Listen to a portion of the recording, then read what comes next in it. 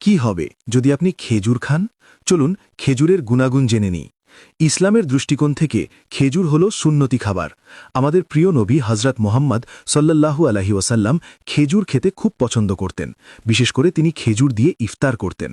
হাদিস অনুযায়ী খালি পেটে খেজুর খাওয়া শরীরের জন্য বরকতময় ও উপকারী। কুরআনে খেজুরের উপকারিতা উল্লেখ আছে।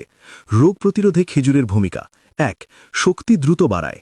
খেজুরে প্রাকৃতিক চিনি, গ্লুকোজ, ফ্রুক্টোজ থাকে। দুর্বলতা, ক্লান্তি ও শরীরের শক্তি কমে গেলে দ্রুত শক্তি দেয়। ২. রোগ প্রতিরোধ ক্ষমতা বাড়ায়। খেজুরে আছে অ্যান্টিঅক্সিডেন্ট, ভিটামিন ও মিনারেল। শরীরকে ভাইরাস, ঠান্ডা কাশি ও সংক্রমণ থেকে রক্ষা করে। ৩. হজম শক্তি ভালো করে। খেজুরে প্রচুর ফাইবার থাকে। কোষ্ঠকাঠিন্য দূর করে এবং পেট পরিষ্কার রাখে। ৪. রক্ত স্বল্পতা কমায়। খেজুরে আয়রন থাকে, রক্ত বাড়ায়, দুর্বলতা ও মাথা ঘোরা কমায়। ৫. হৃদযন্ত্র ভালো রাখে। পটাশিয়াম ও ম্যাগনেসিয়াম হৃদযন্ত্র সুস্থ রাখতে সাহায্য করে, ব্লাড প্রেশার নিয়ন্ত্রণে রাখে। ৬. মস্তিষ্কের জন্য ভালো। নিয়মিত খেজুর খেলে স্মৃতিশক্তি ও মনোযোগ বাড়ে। ৭. হাড় মজবুত করে। ক্যালসিয়াম ও মিনারেল হাড় শক্ত করে।